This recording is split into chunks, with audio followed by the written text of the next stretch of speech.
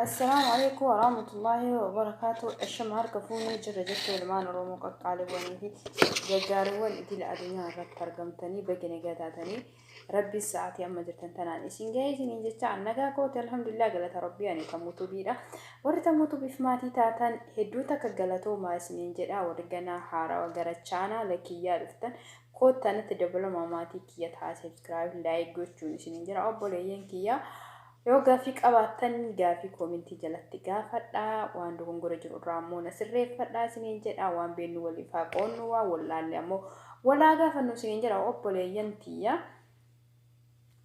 walaa jajjabeessinuu laayik waliif haa goonuu sabskiraayib waliif haa goonuu waa wallaalle irraa walaa gaafannu waan beeknu walaa barsiifnuu isiniin jedha obboleeyyuu tiyya.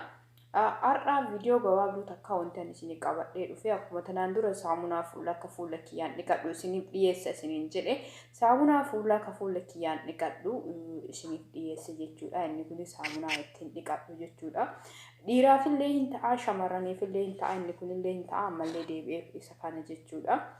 Kunillee lachuu saamunaa bareedaadha jechuudha. Hedduu isaa fuula keenyaa fi fakkeessaafu nama fuulli bugurii qabuu fi ammallee fuulli ooyilii yookiin naani zayitii akka nama zayita dibatee ofuma isaatii irraa ol finiinu jechuudha. Irraa ol oduu waa takka dibatiin sirriitti fuula akka waan nama waa dibateetti fuulli keenya gisee hundi qibaatii dhalu jechuudha. Qibaatiin fuula keenya irratti mul'atu.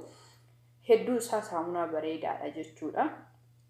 Bakki itti argattan ammoo sandaliyaatti argama yookiin amma harka honniititti jechuudha. Faarmaasiitti argama jechuudha. Saamunaa hedduu isaa bareedaadha. Maaliif tanaan dura abukaadoo fi doofii kanneen fayyadamaa ture. Garuu erga kana fayyadamuu jalqabe jechuudha. Fuulli kee duraan ooyiliidha. Zayitii oduma waan dibadhe fakkaata jechuudha. Ani ammas fuula kiyya waa hin dibadhu yoo maaks waan ittiin godhu waa dibadhe wayii malee hin dibadhu jechuudha. Maaliif fuulli kiyya ooyiliidha. Oduma hin dibatin zayitiidha jechuudha. Zayitii irraa wanni ta'a irraa ol beeksisaa jechuudha. Irraa ol yaa'a jechuudha. Waa tokko hin dibatin jechuudha. Sila kana ta'eef saamunaa kana bitadhaafi itti fayyadamaa hin jedhe hedduu isaa bareeda. Ammallee fuula keenya irratti waan akka shif jedhee ol ka'ee shif jedhee shifii sun bishaan raratu yookiin bishaan keessa isaatii bishaan raratu jechuudha. Isa hedduu isaa balleessaa ani fuula kiyya irratti shif ol jedha garuu shif jedhee akka malaa guuru san hin ta'u bugurii san hin ta'u shif jedhee waan akka bishaanii dhimima bishaantu keessaa dhimima jechuudha. Wanna irratti ol babaa inni sun ammoo deebi'ee waan bubbulee jedhe waan gugurraalee wayii keessaan baa gurraacha ta'a. jechuudha. Bakka hedduu sanaa fi dabee hedduu sanaa gamee ture. Saamunaa kanaa fi akkasuma wantooma fuula kiyyaa fayyadamu maaksa uumamu fayyadamu amma fuulli kiyyaaraan irraa badeera jechuudha. Hedduu isaa balleessa jechuudha. Ooyilii warra fuula ooyiliitiif baay'ee fayyada saamunni kun jechuudha. Kunillee haalatuma tokkochaa xiqqoo garaagarummaa qaba. Kun hin laafa jechuudha. Fuula laaffisa hedduu isaa fuula laaffisa. Kun ammoo keessoon isaa akka korotii sukkaaraatii adiidha. Harka irratti yoo gizee fuudhanii ittiin dhiqachuuf jette korot jedha korotii qaba jechuudha. Korotii isaa sanii fuutee yoo haga daqiiqaa 5 haga daqiiqaa 10 masaaj gooteetiin jette fuula hedduu isaa bareeda jechuudha. Hedduu isaa balleessa. Dhiiraafis shamarraniifis hin ta'a jechuudha. Nama hundaafuu ta'a saamunaan kun. Ani ofii kiyyaa irraa fayyadamee jira irraa fayyadamutti jirallee bitadhaatiin itti fayyadamaa isin jira obboleeyyan tiyyaa. Warri buguriin isinii dabee fi warri saamunaa maal fayyadamna jettan isa kana keessattuu warri ooyilii fuulli keessa zayita qabu jechuun zayita odoo isin dibattanii odoon taane yookiin zayita qaama keenya keessa gara duubaatitti ol gara gogaa duubaatitti ol lubaa jechuudha. Maaliif gogaa duubaa keenyallee akkuma keessoo keenya miidhaa fi duuba keenya irratti illee miidhaa fiduu danda'a. Bareedina keenyallee fokkisuu danda'a. Wanta akkasirratti namarratti shif jedheetiin deebi'ee gugurraachatti akka biduutitti nama saabatu hedduu isaa akka xabaasaa nama ta'u hedduu isaa fuula namaa balleessa jechuudha. Hanqisa malee ofitti nama naasisee yookiin hanqisa malee bakkee yaadan irraa nama tokko bakka hawwan irraa of dhaban jechuudha. Sila kana ta'eefuu ofii keenyaa of ilaallu ofii keenyaa ofitti haa bareennu. Nama ofitti bareedetu namatti bareeda nama ofitti toletu namaaf tola jechuudha. Yoo ofiif taane namaaf taana akkasuma nama ofiif ta'etu namaaf ta'a jechuudha. Obboleeyyan kiyyaa bitannee itti haa fayyadamnu bitadhaa itti fayyadamaa isiniin jedha. Ammallee fuula keenya wanti dibannu fakkeenyaa fi kireemota dibanneetiin jennu hedduu odoo kireemota adda addaa binnee dibachuu baannee bareedina jedhaanini yoo ammoo isiniif tolee fakkeenyaaf beebii ooyilii daa'immanii isa odoo bitattanii dibattanii inni bareeda ammallee deebi'ee kireemni hin jira jechuudha. Kireemni daqiiqaa 5 dibatamee yoo daqiiqaa 5 booda namarra hin jiru hin goggoga jechuudha. Ofuma isaatii goggoga.